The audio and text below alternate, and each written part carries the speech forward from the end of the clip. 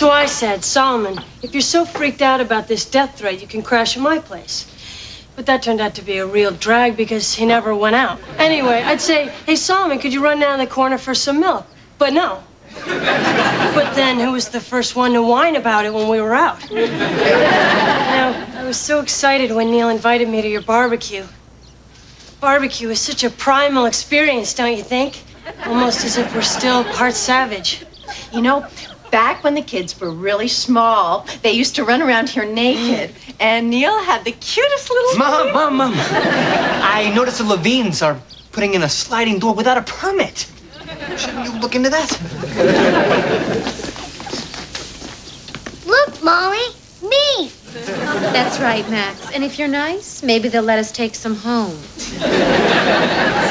We should really go if we want to miss the earthquake that will swallow this patio up any minute if my prayers are answered. Jeremy dogs! You haven't lived until you had a Jeremy dog. Boy!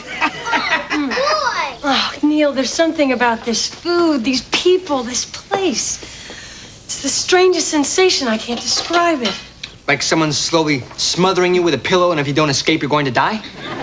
No, I feel all warm and tingly inside. Is that your first kosher hot dog? And your family, they're so different. Max, leave that for the dog. I'll let him fight for it. He's got to learn survival skills from somebody. Maybe you don't know how lucky you are, Neil. The last time I saw my parents together, I was 6 years old, and they were in a mixed doubles match with their best friends, and my mother was playfully tugging at Mr. Norlander's tennis shorts. 3 weeks later, he was buying me a sled and asking me to call him Daddy. That's horrible. The only thing like that ever happened around here was when Mrs. Klein's breast popped out as she bent over to pick up a mahjong tile my father deliberately nudged off the table. After that, I never had a real family, not like yours. I know, sure, my mother still remembers to invite me to her weddings, like I haven't been on enough yachts in my life. And my father. What about your father? You never talk about your father. Jeremy, that toque. Oh, come on, Dad. You have to wear that. It's perfect. Excellent. Keep it. Neil, you're not eating. She likes it here. Sure, what's not to like? New bulb. This is not what she's used to. She's used to something a little more, I don't know, how can I put this delicately? Oh, better. Neil, son, you worry too much. Move away from the barbecue sparks. Besides, what's the worst thing that could have happened? So, you have a family get-together every Sunday? That is so great. Well, we try. But lately, we can't get Neil to visit us as often as we'd like. Even though he lives here. Well, I promise I'll have him here next Sunday. We are coming, right, Neil? Again? Sure, it's Max's birthday, and besides, your mom promised to teach me how to make brisket. See, Neil, and you were worried. Oh, God, she's beautiful. That just makes it worse. I don't know what's going on with her. She's latched onto a fantasy image of this family. She just doesn't see that we're not as idyllic as she thinks we are. Am I wrong? Are we this ideal family? By the way, just so you know, I'm sleeping with your defense attorney. By the way, just so you know, he's billing me for it. You were saying, Neil? I don't know what to do about this. Maybe I just need to make her see that this family she idealizes can ignite as easily as Uncle Moy's garment factory after a tough season.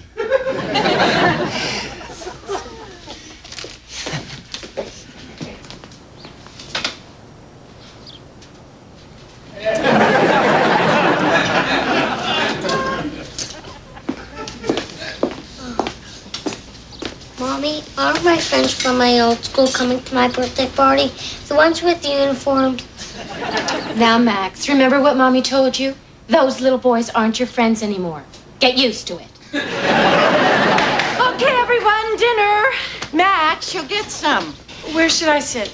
Hey, how about right over here?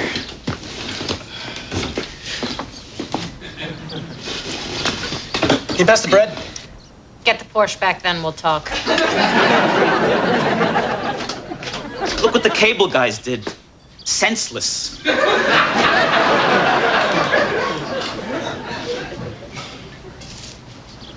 So, this is brisket. Tastes a little bit like iguana.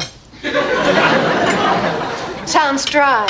Is it dry? Oh, no, it's fine. Is yours fine too, Bear? You haven't touched yours. Please don't draw any attention to my plate, Neil. I'm just not that hungry. I'm sorry. Sorry.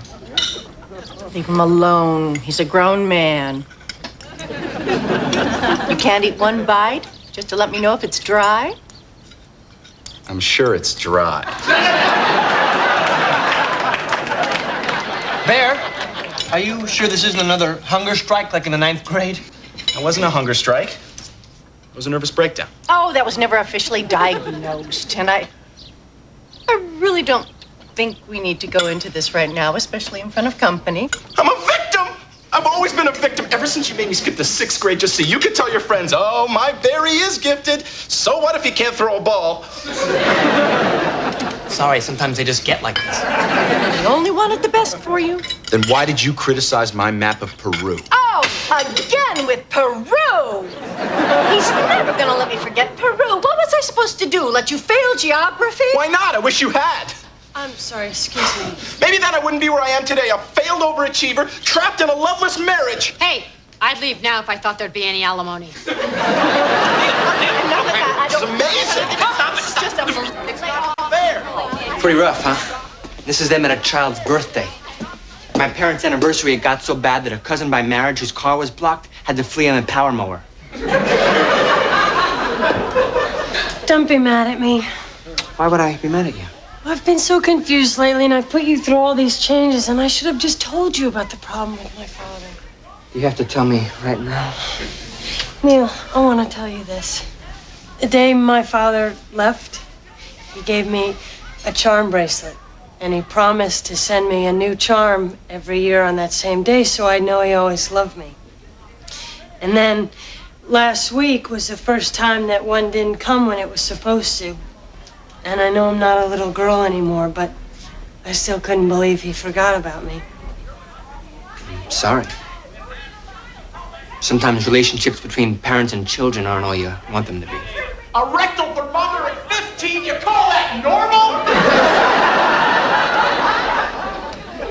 And that's when I met your family, and I thought,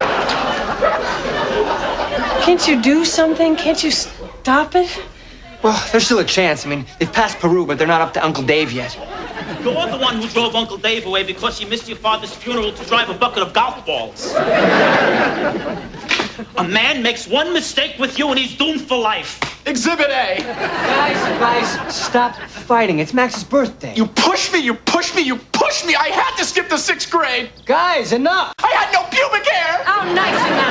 I hope you're satisfied. I made more money than you. You're unbelievable. Don't engage your mother. See, you went against the game.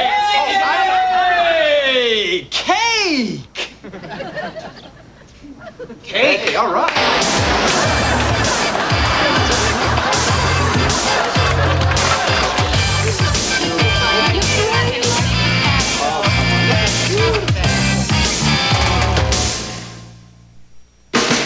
In just 2 days, you're invited to the new Fox Tuesday night, featuring the world premieres of 2 extraordinary new series, Class of '96 and Key West.